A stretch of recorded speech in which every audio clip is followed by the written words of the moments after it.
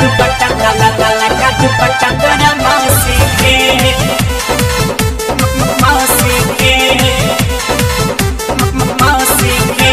Music by Shubham Raj, singing by Gaurav Thakur. गोरे गोरे दहिया में लागे छ कमाल गे पूरे मधेपुरा में करैने छ बवाल गे गे छौरी गोरे गोरे दहिया में लागे छ कमाल गे जिला पूर्णिया में मचैने छ धमाल गे जब चले छ कमरिया में खुशी के ओहो ऐसा क्यों बोलते हो? सुन ले लाला का दुपट्टा तोरा मौसी के तोरा मौसी के लाला का दुपट्टा तोरा मौसी के तोरा मौसी के लाला लाला का दुपट्टा लाला लाला का दुपट्टा तोरा मौसी के Vijay Shri digital audio recording studio Biharigunj. देखै छगे बुढ़ावा सब चासा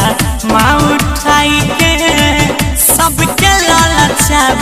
अपना सीना से हटाई के सुन लेगे रानी देखै छगे बुढ़ावा करा चासा माँ हटाई के सबके लालचाब जे सीना में सटाई के सजा दिलावे छोरा जे बिना डसी के ए छौड़ी लाला का दुपट्टा तोरा मौसी के तोरा मौसी के लाला का दुपट्टा तोरा मौसी के तोरा मौसी के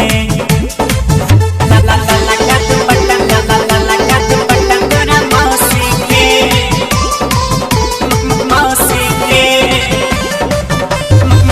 Vijay Shri digital audio recording studio Biharigunj. कहीं कल करत अपना दिल पे कंट्रोल के सब छौड़ा मिल के नहीं तक खोला देवा बोला के मौसी के अपना कहीं कल करत ओकरा देह पे कंट्रोल के सब छौड़ा नहीं तक खोलबा ओकरा बोल गे माझे के फसाद छन कोसी के चुप रहा। ए गुड्डू सन्नी भाई लाला का दुपट्टा तोरा मौसी के तोरा मौसी के लाला का दुपट्टा तोरा मौसी के तोरा मौसी के चल हट छे छोरा कहीं। Recording by